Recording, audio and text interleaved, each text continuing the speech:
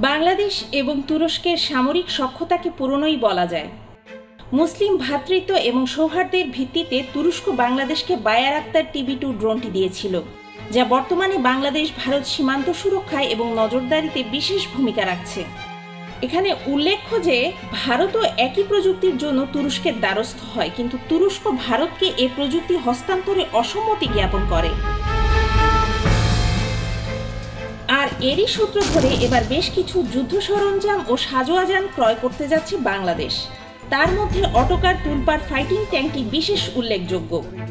এই বিষয়টি নিশ্চিত করেছে তুরস্কের একটি গণমাধ্যম তুর্কি টুডে। এই গণমাধ্যমটি দাবি করে বাংলাদেশ ট্যাঙ্ক কেনার জন্য উৎপাদনকারী সংস্থা অটোকারের সাথে আলোচনা করছে। বর্তমানে বাংলাদেশ মোট 26টি ট্যাঙ্ক কিনতে আগ্রহী। তুরস্কের অটোকার এবং ইতালির আলতাইয়ের যৌথ কারিগরি উদ্যোগে তৈরি করা হয়েছে এই হালকা ট্যাঙ্কটি। 2010 সালে এর ডিজাইন শুরু করা হয়। এরপর দীর্ঘ 3 বছরের গবেষণার পর 2013 সালে ইস্তাম্বুলের আন্তর্জাতিক প্রতিরক্ষা মেলায় জনগণের সামনে উন্মোচন করা হয় তুলপার ট্যাঙ্কটি। এর ওজন 24.1 টন, ক্রু ধারণ ক্ষমতা 3 জন। এছাড়াও এর প্রধান অস্ত্রটি 30 mm ডুয়েল ফেড কামান ও মাধ্যমিক অস্ত্রটি 7.62 mm কোএক্সাইল মেশিন গান। এছাড়া এই ট্যাঙ্কটি 810 horse power Scania ওয়াটারকুল V8 diesel চালিত ইঞ্জিন, যা টার্বোচার্জ যুক্ত।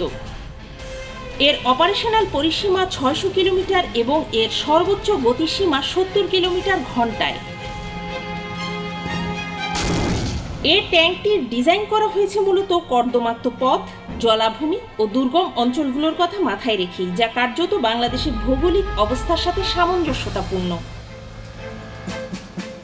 যুদ্ধকালীন সময় ছোটখাটো পণ্য পরিবহন, পুনরুদ্ধার এবং অ্যাম্বুলেন্স হিসেবে ব্যবহার করা যাবে তুলপার ট্যাঙ্ক। এছাড়া ছোট মাইন বিস্ফোরণের হাত থেকে ক্রুদের রক্ষার জন্য উচ্চ ব্যালিস্টিক সুরক্ষা দিতে সক্ষম এই ট্যাঙ্কটি। এদিকে বাংলাদেশে তুলপার ট্যাঙ্ক ক্রয়ের বিষয়ে বাংলাদেশকে নিয়ে ভারতের ক্রমবর্ধমান উৎকণ্ঠাকে আরও বাড়িয়ে তুলছে।